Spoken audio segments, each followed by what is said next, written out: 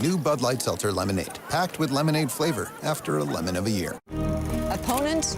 I've gone up against thousands. And there's an opponent we're all up against, COVID-19. But there's a way to beat it. Get vaccinated. So when it's your turn, roll up your sleeves. And let's get to the finish line together.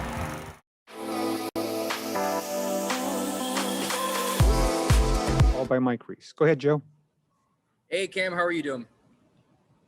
Impeccable.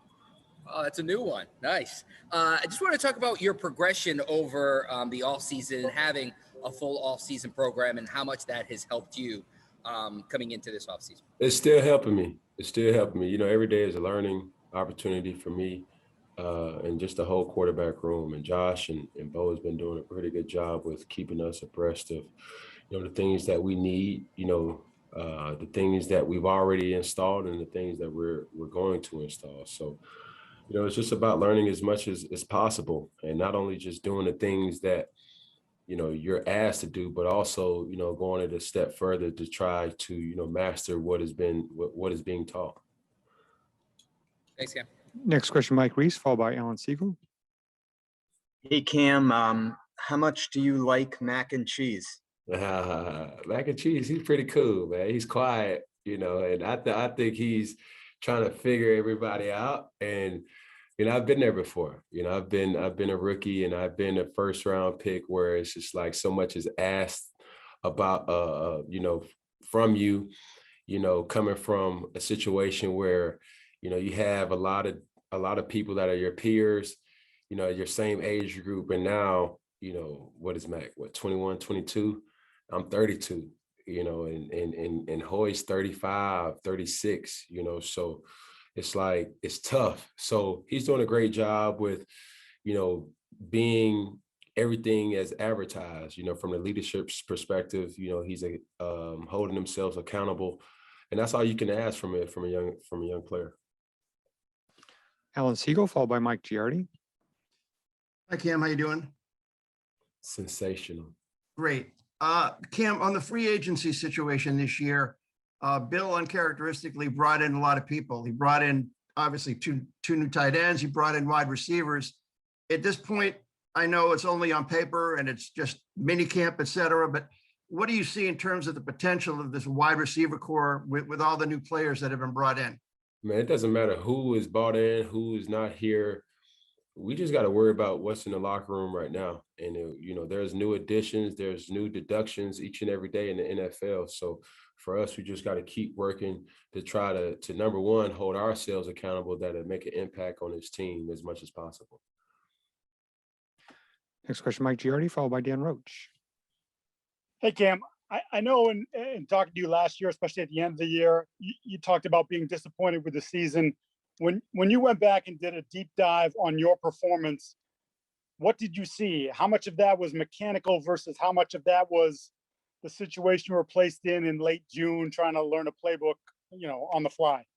Oh, you know, I have a constant note that I remind myself each and every day is pre-snap comfort will help post-snap results for me. And last year, Josh, you know, Josh's system was something that has worked for decades and decades. So for me, it was up to me to kind of learn it as much as possible. And I'm so grateful to have another opportunity to learn it as much as I possibly can.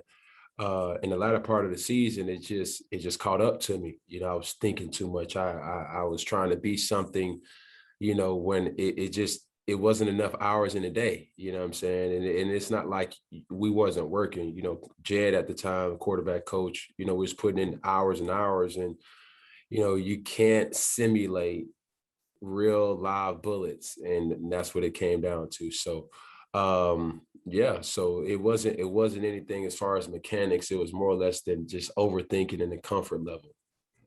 Thank you, Cam. Next question, Dan Roach, followed by Michael Hurley. Hi, Cam. Just to kind of follow that up, what does the opportunity mean for you to come back here and be quarterback of the New England Patriots? If all you went through last year, come back here again. I'm just trying to get better each and every day, and that's it. You know, take every opportunity to learn from it and to build on it.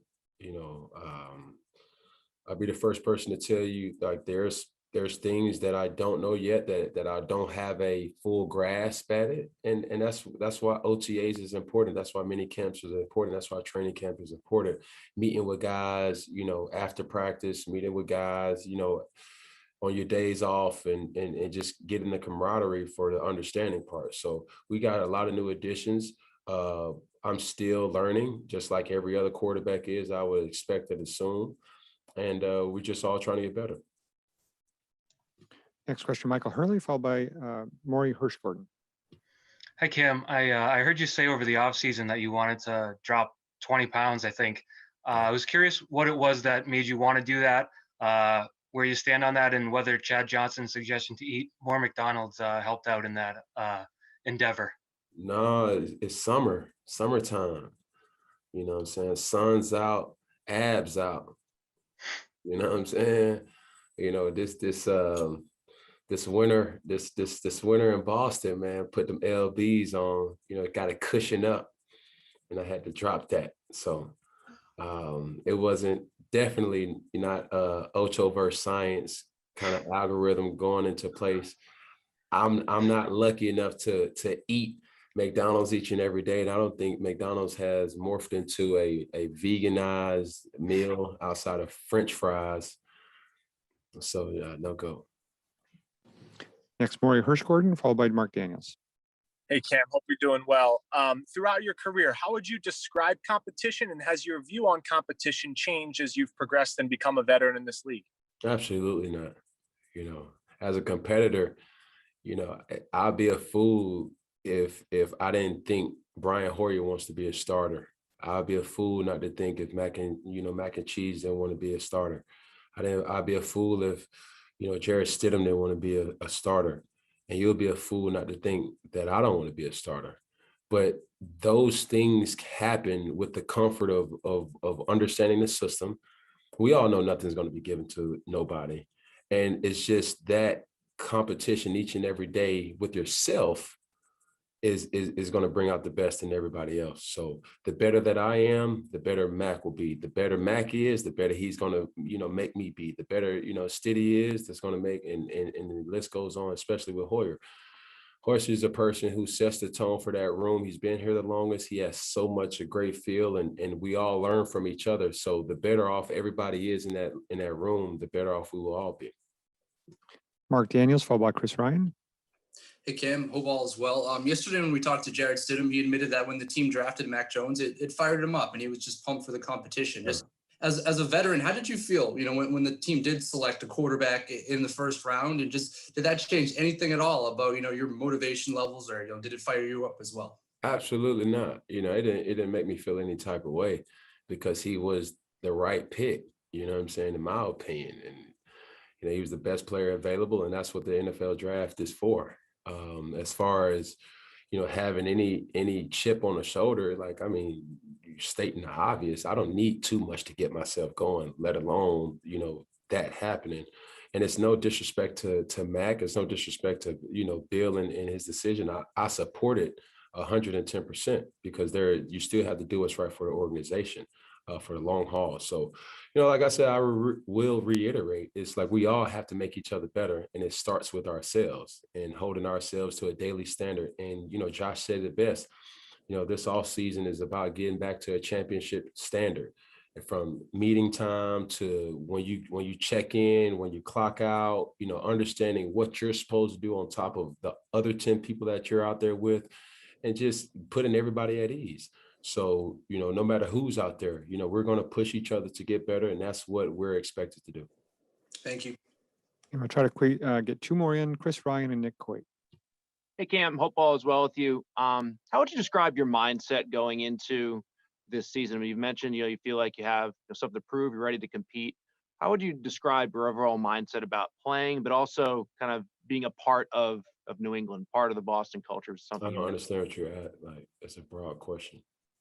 Just what are you hoping to accomplish this year? You're coming in, feeling like you have something to accomplish, that you have that chip on your shoulder, and also, being a part of the community a little bit more, which is something you mentioned you missed last year.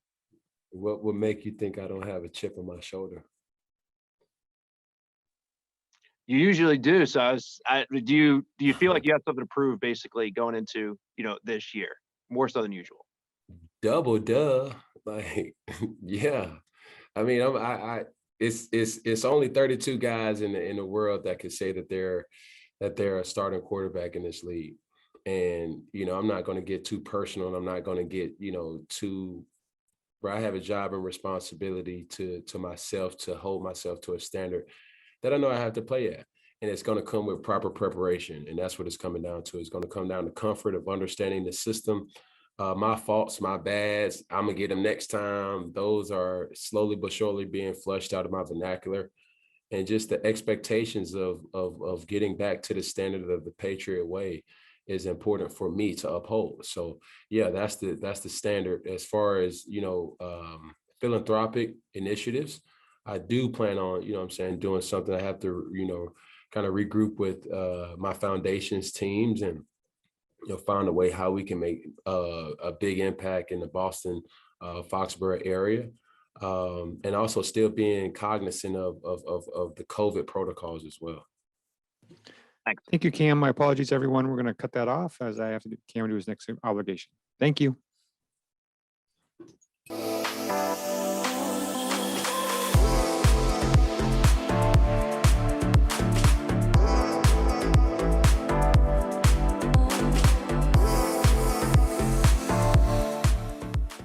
When did Bud Light Seltzer start making lemonade? Probably when 2020 handed us all those lemons.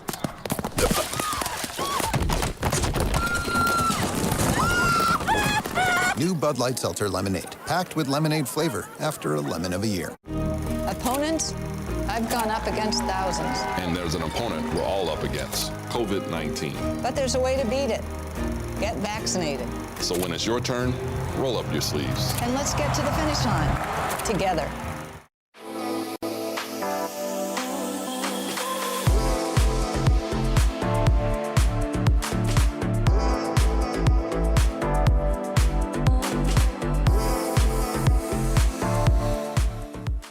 When did Bud Light Seltzer start making lemonade? Probably when 2020 handed us all those lemons.